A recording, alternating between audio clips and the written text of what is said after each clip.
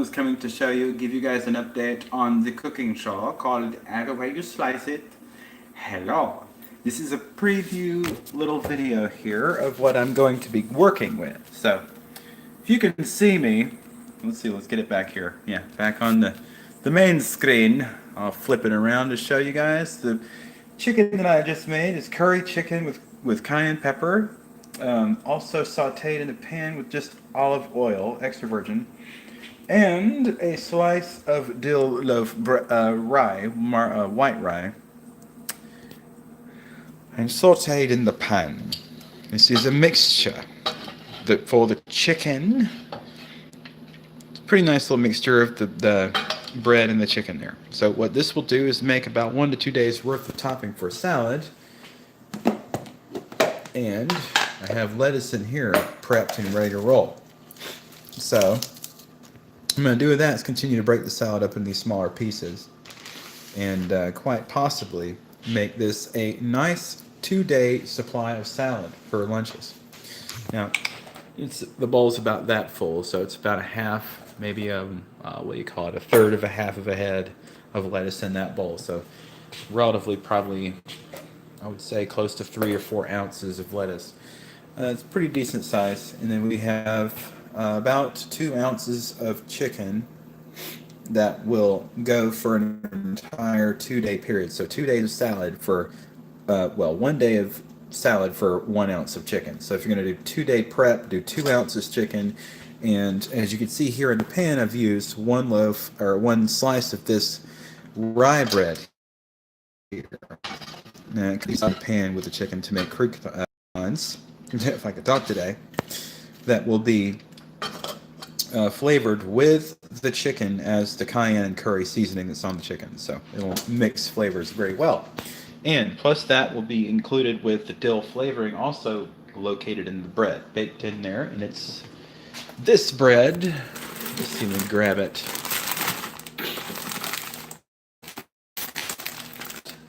But it's Oro wheat and it's dill rye in the half loaves. I've found that bread at Rayleigh's. That's a pretty good store to get that organic bread from. That will take care of that.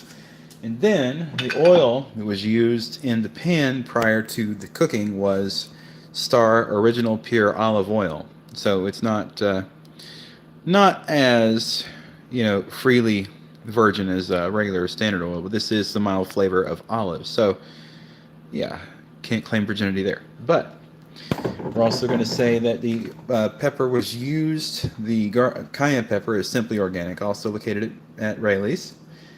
And the salt mixture to the pan was less than a 1/4 tablespoon of organic fine Pacific sea salt. It is considered kosher. And with this, you have, let's see, curry powder. Yes. Organic curry powder from Rayleigh's. That will be their little store brand there, or whatever you want to call it. But flip the camera back around now.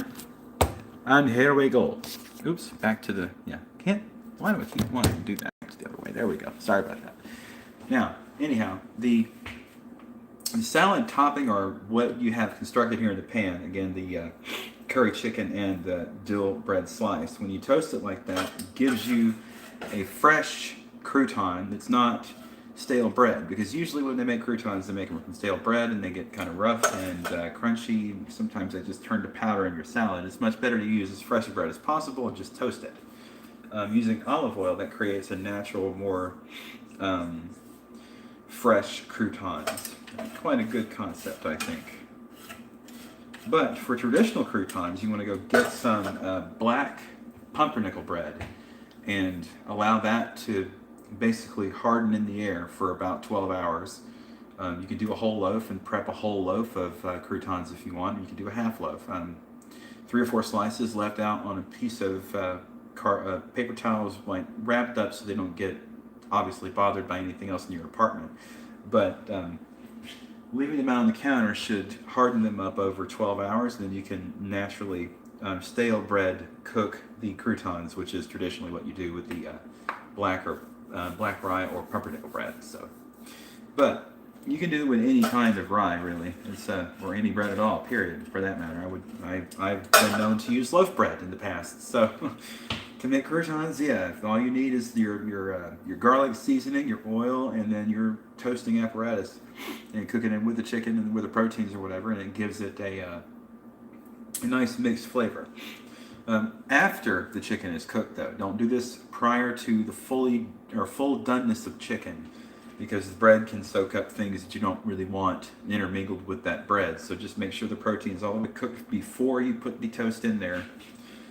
Cut up sections of the dill toast will harden and crisp up after a few moments in the pan if you put it at about, I'd say, level 6 or 8 on, between 6 and 8 on the hot point standard 4-top electrical range is what I'm using. So I usually hover around between 6 and 8 to keep things from burning. So in that section there, it's warm enough, it will cook a protein at the approximate required temperature of around 170 degrees, 180 degrees. We'll keep that nice and cooked, and then it will cook it rather quickly. So you'll need to watch when you're doing this, because it will take only a few minutes for this to finish. And then once you're done with the chicken, the protein's cooked all the way, then you just turn the stove off to leave it in the off position. The heat that is radiating from the pan at this point will cook the toast or toast it to, at least a mildly done crouton toasting, like a medium brown toast, and that will give you a good crunchy crouton to go in that salad. So aside from that, that's how you do this with the natural organic ingredients. I did get the chicken itself in a chicken breast or breast strip format from Rayleigh's. A little package of that was between $6 and $7. I think this week they were on sale. So between $6 and $7 per package. Well, this isn't a whole package, but it's just two strips of the chicken tenders. You just chop that up. It's relatively about 2 ounces of chicken. It's more than plenty for a 2 days worth of salad, as I stated earlier in the video. Now, I will be adding different things to the cooking channel once I get things fully rolling in a better camera setup. Maybe I can do some things differently. But at this point, I will roll on with other dishes, whatever you'd like to see added on to this list. Just let me know what you'd like to see cooked, or if you have any questions, you can leave those also below. Don't forget to hit subscribe and the bell button for more videos in the future.